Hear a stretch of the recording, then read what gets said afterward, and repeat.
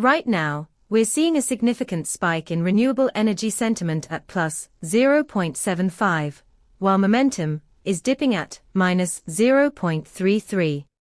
Historically, such a high sentiment score usually indicates strong optimism, but the negative momentum suggests some underlying tension or uncertainty in the space. This is unusual.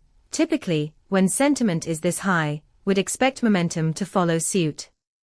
This discrepancy could signal a potential pivot point, or a moment to watch closely.